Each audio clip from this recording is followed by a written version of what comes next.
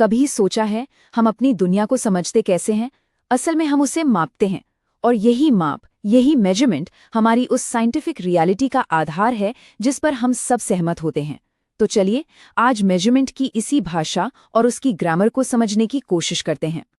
चलिए इस सवाल से शुरू करते हैं। सुनने में ये बड़ा सीधा साधा लगता है ना, लेकिन इसका जवाब साइंस और ट्रेड की दुनिया के लिए एक बहुत बड़ी चुनौती का हल था। ये दिखाता है कि हमें एक यूनिवर्सल अग्रीमेंट की कितनी ज्यादा जरूरत है। बहुत ही सिंपल टर्म्स में कहे तो मेजरमेंट असल में है क्या? ये बस एक कंपैरिजन है। जब हम कहते हैं कि कोई चीज 5 मीटर लंबी है तो हम उसकी तुलना एक स्टैंडर्ड मीटर से कर रहे होते हैं। मतलब वो उस स्टैंडर्ड से 5 गुना है। और यहीं से असली दिक्कत शुरू होती है। अगर मेरा मीटर आपके मीटर से अलग हो तो हमारा सारा विज्ञान, हमारा सारा व्यापार सब गड़बड़ा जाएगा। और इतिहास में ऐसा ही होता था, जब हर किसी का अपना मीटर होता था, जिससे एक तरह की अराजकता फैली हुई थी। एक ग्लोबल स्टैंडर्ड से पहले दुनिया में मेजरमेंट को लेकर आप समझिए पूरी तरह से खुलापन मचा हुआ था। CGS, FPS, MKS, ना जाने कितनी प्रणालियां थीं। जरा सोचिए, एक देश फुट में कपड़ा बेच रहा है और दूसरा मीटर में खरीद रहा है। कितना कंफ्यूजन और विवाद होगा। इसी वजह से वैज्ञानिकों और व्यापारियों का एक साथ काम करना बहुत मुश्किल था। तो इस सारी उलझन को खत्म करने के लिए दुनिया को एक ऐसी जबान की जरूरत थी जिसे हर कोई समझ सके, जिस पर हर कोई भरोसा कर सके, और वो भाषा बनी SI प्रणाली। तो ये SI सिस्टम इतना खास क्यों है? पहली बात, इसे इंटरनेशनली एक्सेप्ट किया गया है, साइंटिफिक, टेक्निकल, इंडस्ट्रियल, कमर्शियल, हर काम के लिए।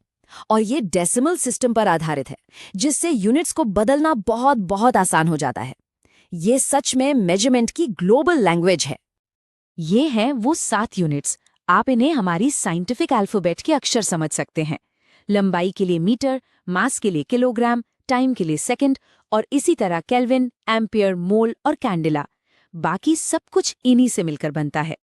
चलो ये तो ठीक है कि हमारे पास मेजरमेंट की एक लैंग्वेज तो आ गई, SI यूनिट्स, लेकिन हर भाषा की एक ग्रामर होती है ना, जो उसे मतलब देती है। मेजरमेंट की दुनिया में ये ग्रामर हमें बताती है कि हमारी माप कितनी प्रिसाइज है, और यहीं पर सिग्निफिकेंट फिगर्स का रोल आता है।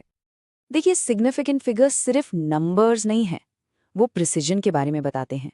ये वैज्ञानिकों का एक दूसरे को ये बताने का तरीका है कि देखो, मैं अपने मेजरमेंट को लेकर इतना श्योर हूं।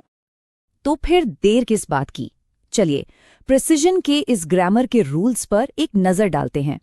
ये नियम हमें बताते हैं कि किसी भी नंबर में कौन से डिजिट्स सिग्निफिकेंट हैं और कौन से नहीं। नियम काफी सीधे साधे हैं। पहला, सारे नॉन जीरो डिजिट्स सिग्निफिकेंट होते हैं। दूसरा, 2 नॉन जीरो डिजिट्स के बीच आने वाले जीरोस भी सिग्निफिकेंट होते हैं।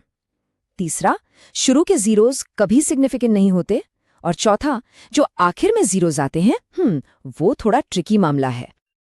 अब इस नंबर को देखिए, 2.308। इसमें कितने सिग्निफिकेंट फिगर्स हैं? वेल, इसमें हैं पूरे 4। 2, 3 और 8 तो नॉन जीरो हैं ही, और जो जीरो है वो 2 नॉन जीरो डिजिट्स के बीच में फंसा है, इसलिए वो भी सिग्निफिकेंट है। सिंपल है ना? अच्छा, अब इस नंबर का क्या? 0.002308, इसमें तो और जीरोज हैं। नहीं, मजे की बात यह है कि शुरू के ये जो जीरोज हैं, ये सिर्फ प्लेस होल्डर हैं। ये डेसिमल पॉइंट की जगह बताते हैं, मेजरमेंट की प्रिसिजन नहीं। इसलिए सिग्निफिकेंट फिगर्स अभी भी सिर्फ 4 ही हैं। और अब आते हैं सबसे ट्रिकी पार्ट पर, ट्रेलिंग जीरोज, यानी वो जीरोज जो आखिर में आते हैं। यहाँ सारा खेल डेसिमल पॉइंट का है। अगर नंबर में डेसिमल नहीं है, जैसे 12300, तो आखिर के जीरोज सिग्निफिकेंट नहीं है। लेकिन अगर डेसिमल पॉइंट है, जैसे 3.500 में, तो वो जीरोज सिग्निफिकेंट माने जाते हैं। वो जानबूझकर प्रिसिजन दिखाने के लिए लिखे गए हैं। और ये एक गोल्डन रूल है जिसे हमेशा याद रखना है। प्रिसिजन मेजरमेंट में होती है, यूनिट में नहीं। आप लंबाई को मीटर में मापें या सेंटीमीटर में, सिग्निफिकेंट फिगर्स की संख्या सेम रहनी चाहिए। तो सवाल ये उठता है कि क्या कोई ऐसा तरीका है जिससे ये सारी कंफ्यूजन, खासकर ट्रेलिंग जीरोज वाली, हमेशा के लिए खत्म हो जाए? कोई ऐसा तरीका जिससे हर कोई नंबर को देखकर ही उसकी प्रिसिजन समझ जाए? जी हाँ, बिल्कुल है। और इसका जवाब है साइंटिफिक नोटेशन। ये ना सिर्फ बड़े बड़े नंबर्स को लिखने का एक आसान तरीका है, बल्कि ये प्रिसिजन को भी एकदम क्रिस्टल क्लियर कर देता है। यहाँ देखिए, ये कितना शानदार तरीके से काम करता है। 4700 को देखकर कंफ्यूजन हो सकती है, क्या इसमें 2 सिग्निफिकेंट फिगर्स हैं, 3 है या 4? लेकिन साइंटिफिक नोटेशन में कोई डाउट ही नहीं बचता। 4.7 × 10³ का साफ मतलब है 2 सिग्निफिकेंट फिगर्स, वहीं 4.700 × 10³ का मतलब है 4 सिग्निफिकेंट फिगर्स। सारी एम्बिग्यूटी खत्म। तो देखा आपने, आज हमने एक सफर तय किया है, मेजरमेंट की दुनिया की उलझनों से लेकर एक यूनिवर्सल लैंग्वेज यानी एसआई सिस्टम तक, और फिर उस भाषा की ग्रामर यानी सिग्निफिकेंट फिगर्स तक, जो हमें प्रिसिजन के साथ बात करने की ताकत देती है। और ये हमें एक बहुत बड़े सवाल पर लाकर छोड़ता है। अगर फिजिकल वर्ल्ड को समझने के लिए एक कॉमन लैंग्वेज इतनी पावरफुल हो सकती है, तो आज की इस कॉम्प्लेक्स दुनिया में हमें और किन चीज़ों के लिए ऐसी यूनिवर्सल लैंग्वेजेस बनाने की ज़रूरत है?